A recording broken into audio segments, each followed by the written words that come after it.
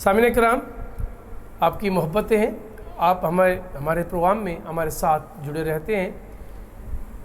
اللہ رب العزت آپ تمام دوستوں کو سدا خوش اور سلامت رکھے۔ رمضان کے آخری عشرے کے بھی آخری دن ہی بچے ہیں۔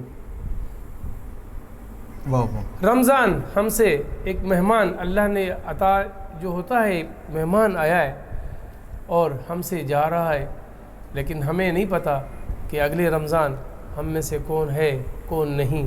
یہ میرا اللہ اور میرے حبیب جانتے ہیں، جنہوں نے اس مہینے میں بابرکت مہینے میں اس مہینے میں عبادت کی، گویا اس نے اللہ کو پایا، اللہ کو راضی کیا، اس کی خوشنودی کے لیے عبادت کی، لوگوں کی خدمت کی، روزے داروں کی خدمت کی۔ یہ بھی ایک عبادت ہے۔ سحری میں ہماری مائیں بہنیں بچے ہمارے اٹھتے ہیں۔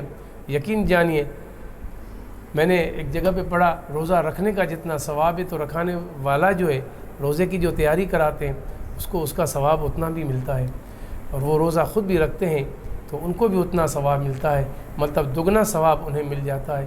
اللہ رب العزت انہیں، ان گھرانوں کو بھی شاد آباد رکھے، ان بچوں کو بھی سلامت رکھے، اور ہمیشہ ان پہ مہربان رہے، اور اس طرح روزے داروں کی خدمت کرنے کی انہیں توفیق عطا فرمائے۔